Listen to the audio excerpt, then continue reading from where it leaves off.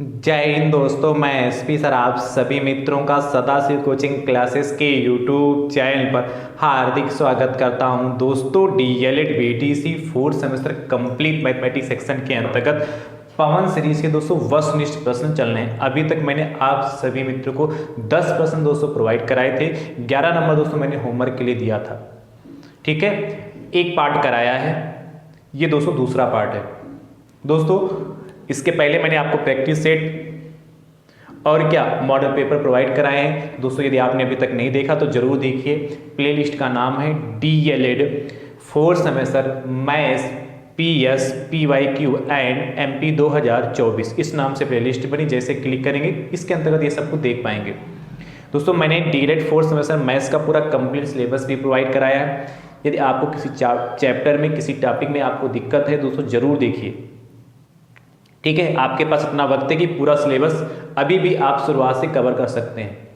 Playlist का नाम है डीएलएड फोर्थ सेमेस्टर मैथ्स 2024। जैसे आप इस पर क्लिक करेंगे तो सारे चैप्टर सीरियल से आप इसके अंतर्गत देख पाएंगे, ठीक है। चलिए 11 नंबर दोस्तों देखिएगा प्रश्न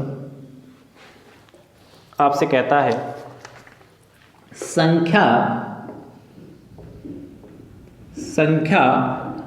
1809025 के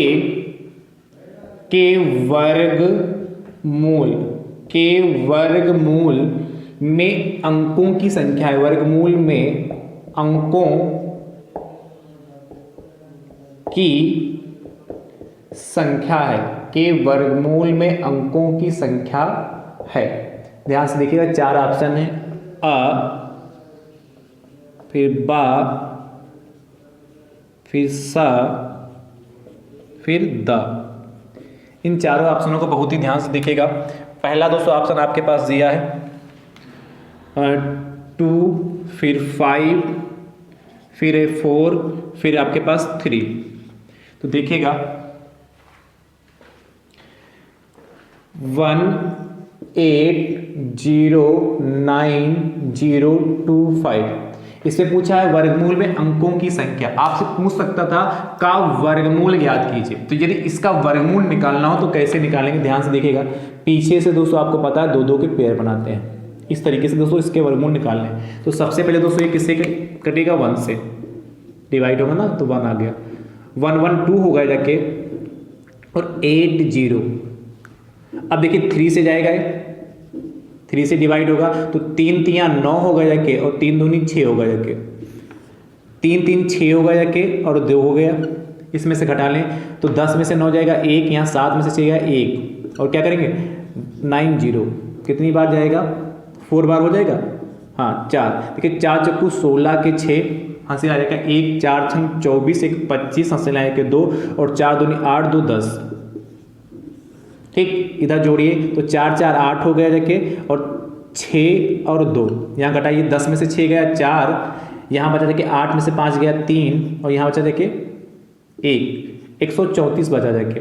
उसके बाद ये कितना लिखा था यहाँ 4, ये कितना 2 5 बचा जाके। अब कितनी बार में 55 25, 5 बार लगा लो तो पाएंगे। देखिए क्या, जब आप 5 बार में लगाएंगे तो देखिएगा 55 25 के 5 हंस लगा के 2, 5 8 40, 2 42 हंस लगा के 4, 5 छक्का 30, 4 34 हंस लगा के 3, 5 दूनी 10, 3 13। ये तो पूर्णतः कट गया। यहाँ क्या बचा, कुछ नहीं, 0 बचा जाके। अब देखिए ये 5 आया जाके, तो पूछा था क्या था, इस संख्या के वर्गमूल में अंकों की संख्या है। तो कितने, 1 2 3 4। तो यदि आप इस संख्या का 1809025 का आपसे यदि वर्गमूल पूछता तो इसका वर्गमूल कितना आता, 1345। और इसमें एक संख्या कितनी है टोटल, 1 2 3 4, तो टोटल 4 अंक हैं, इसलिए ऑप्शन नंबर आपका 7 तीसरा सही हो जाएगा, ठीक है। अच्छा इसको रख कर दें, इसको रख कर दें। चलिए 11 के बाद 12 देखिएगा, 12 नंबर 12 देखिए। 12 दोस्तों आपसे कहता है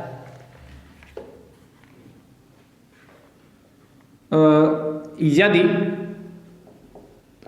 दो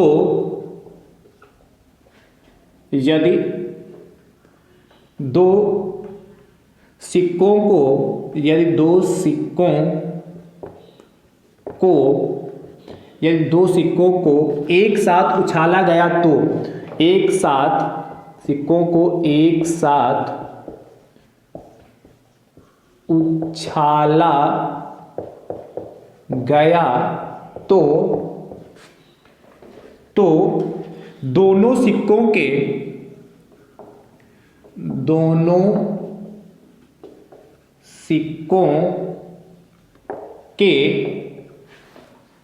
इसको रब कर दें, दोनों सिक्कों के पट के ऊपर पड़ने की संभावना क्या होगी? ऊपर पड़ने की संभावना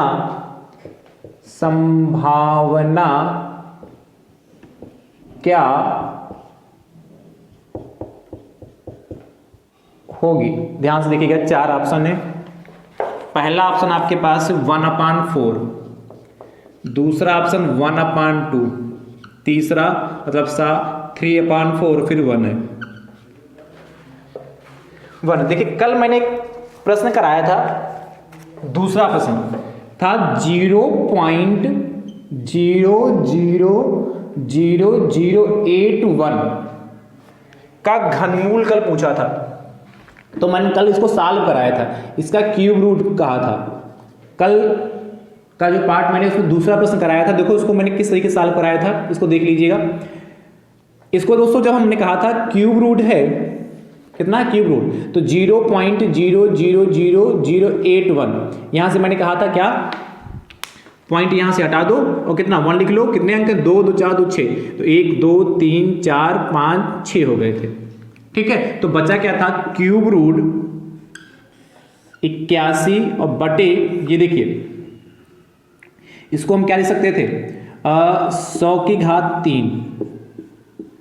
भाई 100 की घात 3 इसको 3 बार लिखेंगे, 100 गुणे 100 गुणे 100, तो देखिए 2 2 4 2 6, यही तो आएगा, 1 लगाकर 2 2 4 2 6 0 आ जाएगा। तो मैंने कहा था या तो आप यह आंसर लिख के छोड़ दें 81 क्यूब रूट 81 बटे 100, क्योंकि आपको पता है यहाँ क्यूब कैंसिल हो जाएगा, तो क्यूब रूट 81 बटे 100। या मैंने बताया था इसको थोड़ा और सॉल्व कर सकते, कैसे, 81 को मैंने कहा था लिख सकते हैं क्या, क्यूब रूट 81 को 3 गुणे 3 गुणे 3 गुणे 3, और बटे में तो 100 आ ही चुका है। तो देखिए आपको पता क्यूब रूट में 3 का पेड़ बनता है, तो इसमें से 3 ये तो बाहर आ जाएंगे, इसमें से 3 ये बाहर आ जाएंगे, तो बचेगा क्या, जब 3 बाहर आएगा तो बचेगा 3। और देखिए कल मैंने इस तरीके से लिख दिया था 3/3 बटे 100, इस तरीके से लिख दिया था आंसर, परंतु ये जो 3 क्यूब रूट है ना, इसलिए यहां पर भी 3 लगेगा, ये ध्यान रखिए, इसलिए मैंने इसको दोबारा बताया। क्या, कल मैंने क्या आंसर लिखा था, 3 और रूट 3/100, यहां पर मल्टीप्लाई बीच में, परंतु ये क्यूब रूट है तो एक 3 बचेगा, तो स्क्वायर रूट नहीं बचेगा, क्यूब रूट बचेगा, इसको सही कर लीजिएगा। पर उसमें ऑप्शन में इनमें से कोई नहीं था, चौथा ऑप्शन सही था। बात ध्यान सर समझ पाए कि नहीं समझ पाए? तो या तो आपके ऑप्शन में ये प्रश्न होगा तो ये दे सकता है, या आपके ऑप्शन में ये वाला पार्ट दे सकता है। क्या, या तो ऑप्शन में आपके ये वाला पार्ट होगा, या तो ऑप्शन में ये वाला पार्ट होगा, और कल के ऑप्शन में इनमें से कोई नहीं था। ठीक है, बात समझ गए कि नहीं समझ गए? चलिए इस प्रश्न का सलूशन देखिएगा।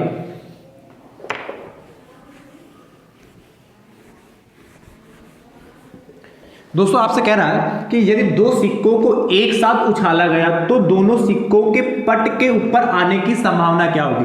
आपको पता है जब 2 सिक्कों को एक साथ उछालते हैं तो आपको पता है कुल संभावित घटनाएं कितनी होती हैं? जब कुल घटनाएं निकालना होता है तो 2 की पावर n, और 2 सिक्के हैं तो n क्या होती है, सिक्कों की संख्या यानी कि 4, तो कुल परिणाम कितने होंगे, कुल घटनाएं, या समष्टि प्रतिदर्श भी लिखते हैं, NE भी लिख सकते हैं, नहीं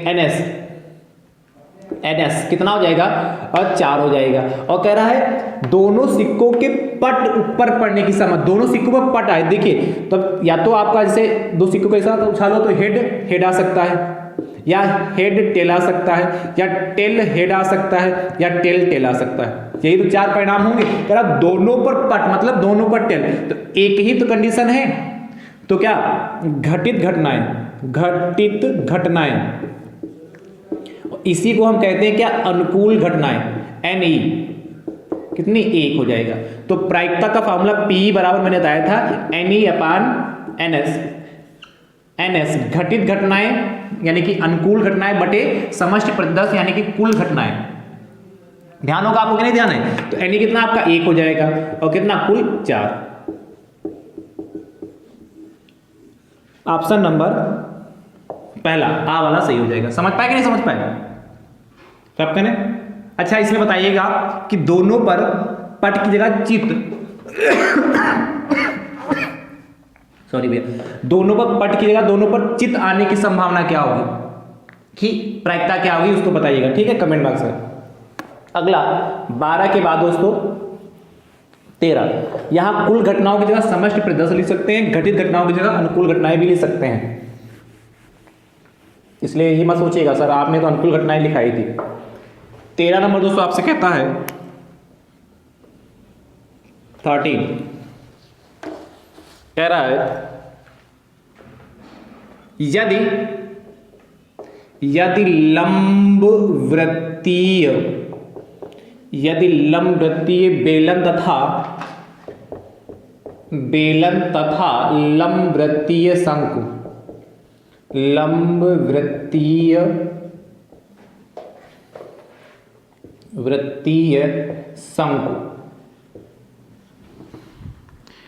के आधार की त्रिज्या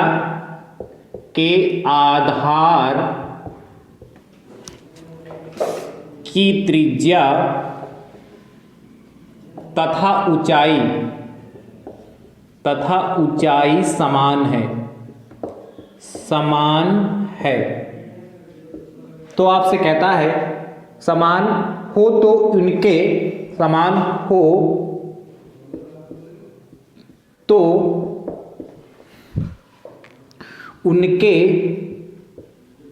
भाई हो लिखा है पता चला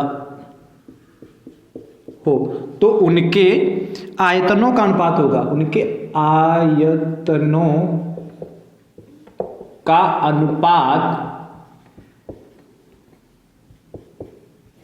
अनुपात होगा।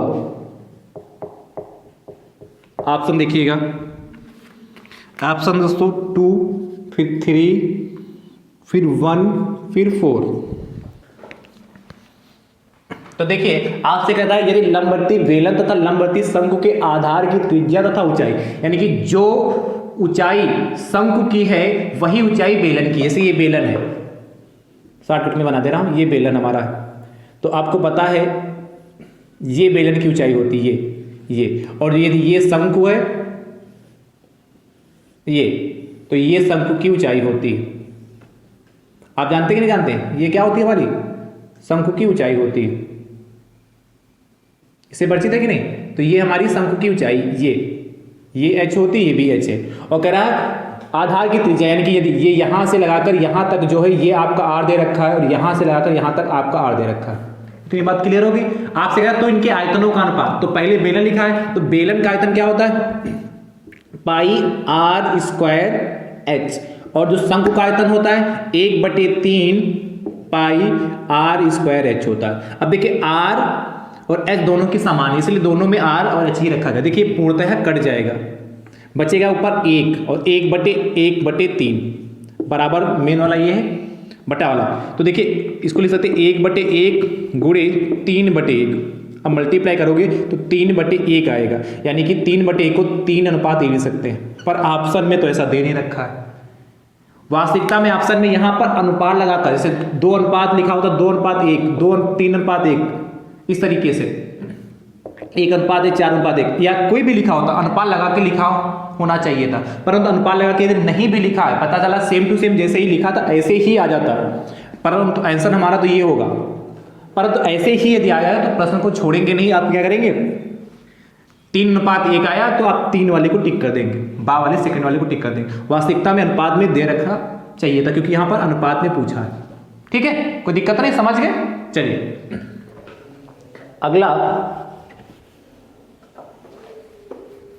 अगला आपसे कह रहा 14, ध्यान से देखिएगा।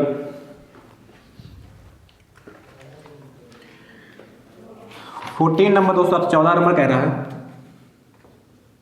बहुत ही आसान है। Sine square 45 degree plus cos square 30 degree का मान होगा। आपसे इसकी वैल्यू जानना चाहता है क्या? पहला ऑप्शन 1/2, दूसरा 3/4, तीसरा 5/4 और चौथा 1/4। देखिएगा, आप जानते हैं साइन 45 और कॉस 30। देखिए, आपको वैल्यू पता होना चाहिए। यदि वैल्यू नहीं पता है तो त्रिकोणमिति वाला जो चैप्टर मैंने पढ़ाया है उसको जरूर देखिए। चैप्टर नंबर 7 है, प्लेलिस्ट का नाम मैंने बताया, डीएलएड 4th सेमेस्टर मैथ्स 2024, इस नाम से प्लेलिस्ट बनी है। इसके अंतर्गत जाइए, चैप्टर 7 देखिए जाके। तो आपको वैल्यू नहीं पता होगी तो 2 से 3 मिनट के अंदर पूरी टेबल ही बना लेंगे आप। साइन 45 की वैल्यू 1/√2 होती और इसका स्क्वायर है, इसलिए स्क्वायर लगा लिया। प्लस कॉस 30 की वैल्यू कितनी होती? कॉस 30 की वैल्यू √3/2 का स्क्वायर होती। अब देखिएगा, जब अति लघु में आएगा तो इतना पार्ट यहां पर आप नोट कर लीजिएगा, फिर उसके बाद सॉल्व करिएगा। 1 का स्क्वायर 1, √2 का स्क्वायर 2, प्लस √3 का स्क्वायर 3, 2 का स्क्वायर 4 एलसीएम हो जाएगा। 2 से भाग करेंगे, 2 दूना 4, 2 की मल्टीप्लाई से 2 और प्लस 3, 5/4। ऑप्शन नंबर तीसरा यानी कि सा वाला सही हो जाएगा। ठीक है, अगला 14 के बाद 15 नंबर दोस्तों आपसे कह रहा है, ध्यान से, यदि किसी वर्ग की लंबाई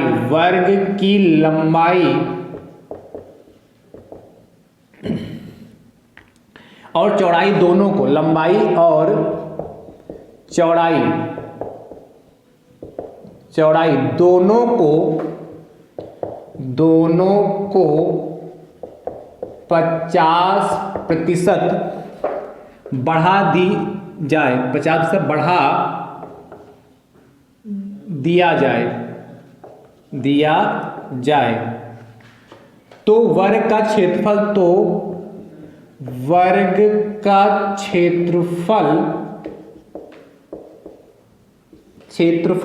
कितने गुना बढ़ जाएगा? कितने गुना बढ़ जाएगा? अब ध्यान समझिएगा, ये भी ऑब्जेक्टिव प्रश्न है।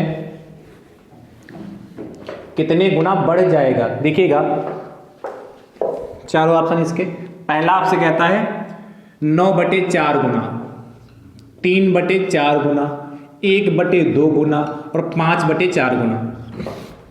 देखिएगा, कह रहा है यदि किसी वर्ग की लंबाई और चौड़ाई दोनों को 50% बढ़ा दिया जाए तो वर्ग का क्षेत्रफल, देखिए ध्यान सुनिएगा, यदि हम वर्ग है तो वर्ग की जो भुजा मान लेते हैं, माना वर्ग की भुजा बराबर a सेंटीमीटर। अच्छा, इसमें सेंटीमीटर मीटर का कुछ जिक्र नहीं किया तो a मान सकते हैं आप, खाली a इकाई लगा सकते हैं यहां पर।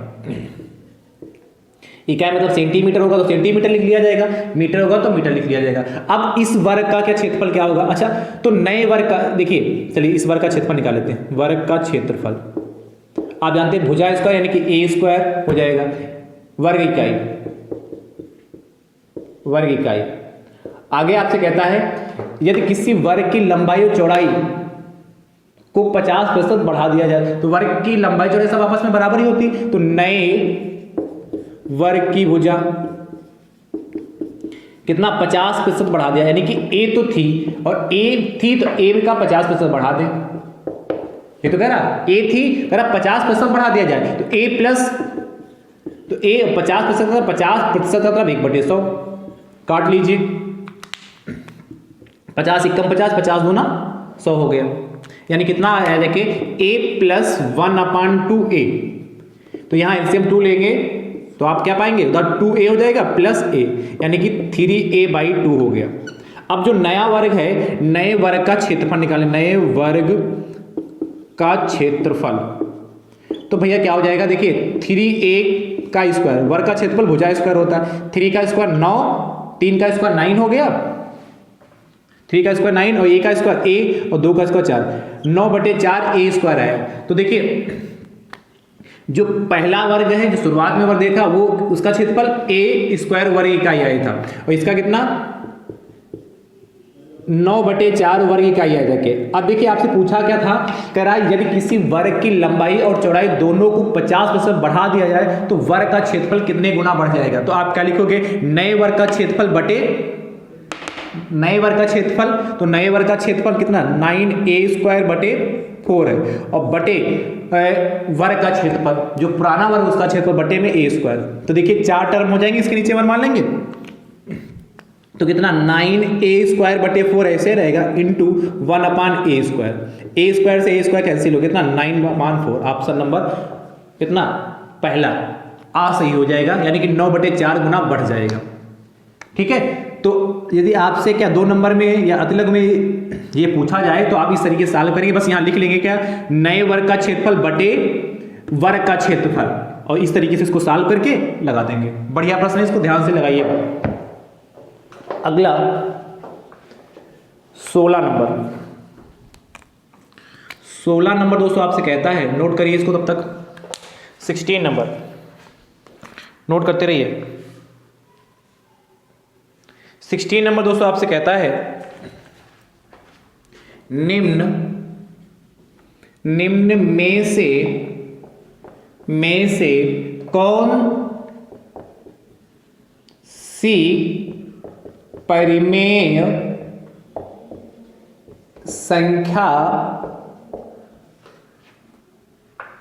3/5 और 4/5 के मध्य नहीं आती, के मध्य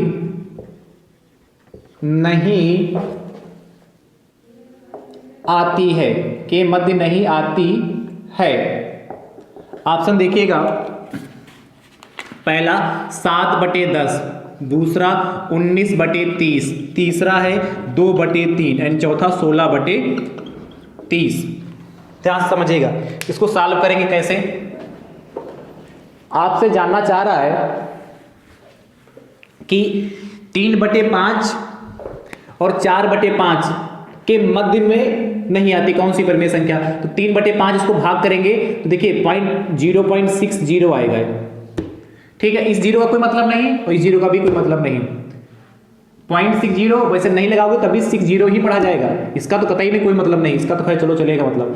4/5 0.8 या 0 लगा लें उधर, इतना आएगा। इसको भाग करेंगे, इसको भी भाग कर ले तो 7 को 10 से भाग करेंगे तो 0.7 आएगा, 0.70। ठीक है, इसको 19/30 है। देखिए जब 19/30 यानी कि 19/30 है, इसको जब 0 से काटोगे तो कितना 1.9/3 आएगा। तो पॉइंट लगा लो और इसको भाग करेंगे 3 × 18 और 1 बचेगा 10, 3 × 3 = 9 ये आएगा। यहाँ देखिए 2/3 है तो 0.20, तो 3 × 18 2 बचा जाके फिर 20, 3 × 18 ये 6 चढ़ता जाएगा लास्ट तक। इसको देखिए 16/30 है तो इसको जब भाग करेंगे 1.6/3 कर सकते हैं भाई। 0 से इसको जब भाग मतलब 10 से भाग करेंगे तो 1.6/3 हो जाएगा। तो कितना आएगा 0.3 बचे 15 और 1 बचा 10, 3 × 3 = 9, फिर ये तो चलता रहेगा। तो 0.5 देखिए इसके और इसके बीच में देखिए ये भी आ रहा है, इसके बीच में देखिए 0.70, 0.60, 0.80 के बीच में आएगा। ये भी देखिए इसी के बीच में आ रहा, ये भी इसी के बीच में आ रहा, पर ये देखिए 0.53 इससे छोटा इसके पहले आ रहा है, इसलिए ऑप्शन नंबर आपका चौथा दा वाला सही हो जाएगा। ठीक है, इस तरीके से सॉल्व कर लेंगे। अगला 17 नंबर 17 नंबर दोस्तों आपसे कहता है, ध्यान से देखिएगा भैया। 17 नंबर क्वेश्चन,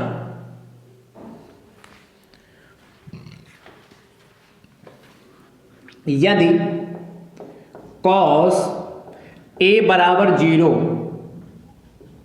हो तो a का मान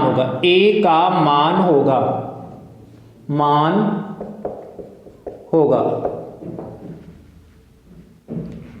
देखिए बहुत अच्छा प्रश्न है, बहुत ही आसान। पहला ऑप्शन दोस्तों आपसे कहता है 30 डिग्री, 90 डिग्री, 45 डिग्री और 60 डिग्री। देखिए ये बहुत आसान प्रश्न है, cos a बराबर 0। अब देखिए इसीलिए मैं कहता त्रिकोणमिति चैप्टर बहुत इंपॉर्टेंट है, वैल्यू नहीं ध्यान होंगे तो पूरा चैप्टर चला जाएगा, इसलिए चैप्टर 7 जरूर देखिए। cos a बराबर 0। अब cos में देखिए 0 किसकी वैल्यू होती, तो आप जाएंगे cos a में, cos में 0 जो वैल्यू cos 90 की होती, देखिए यहाँ भी cos यहाँ भी cos, तुलना हो जाएगी और a बराबर आपका 90 डिग्री हो जाएगा। ठीक है, ऑप्शन नंबर कितना, कौन सा, दूसरा सही हो जाएगा। अच्छा, ये साइन a बराबर 0 डिग्री, साइन a बराबर 0 है, डिग्री नहीं, साइन a बराबर 0 है, तो बताइए कि a का मान क्या होगा। ठीक है, इसका उत्तर कमेंट बॉक्स में दीजिएगा। 18 नंबर देखिएगा, 18 नंबर कह रहा है आंकड़े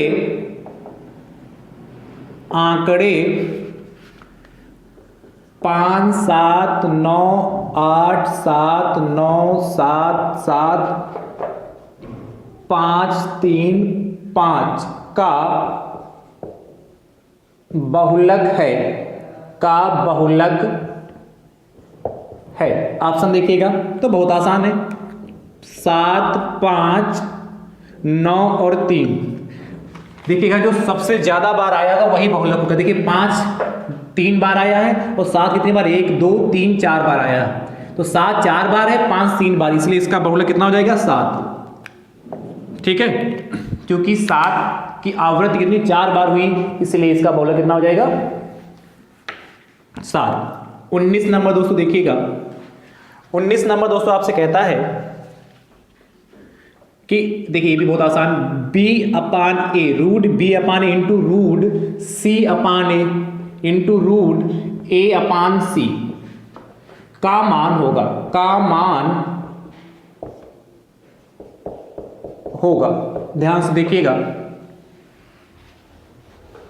पहला ऑप्शन दोस्तों आपके पास है क्या, ए बी सी, दूसरा under root A B C, तीसरा 1 और चौथा 1 अपान ए बी सी। देखिएगा इसको देखिए हम अलग अलग भी लिख सकते हैं, रूट बी अपान रूट ए इंटू रूट सी अपान रूट ए इंटू रूट ए अपान रूट सी। जब करणी में कुछ लिखा होता है, जैसे लिखा हो करणी में ए अपान बी लिखा एक साथ, तो इसको जरूरत पड़ने पर हम अलग अलग भी तोड़ सकते हैं, इसके बारे में तो मैंने बताया कि नहीं। अब देखिए सब कट जाएंगे, रूट ए से 1 बार में रूट ए कैंसिल हो गया, रूट यहाँ रूट एक मिनट बी अपान ए, सी अपान बी है भैया, यहाँ पर सी अपान बी है, तो यहाँ पर कितना होगा बी। देखिए रूट बी से रूट बी कैंसिल होगा और रूट सी से रूट सी कैंसिल, सारा 1 अपान 1 आया जाके, 1 अपान 1 मतलब कितना 1। ऑप्शन नंबर आपका तीसरा सा सही हो जाएगा। चौथा देखिएगा, मतलब अगला 20 नंबर,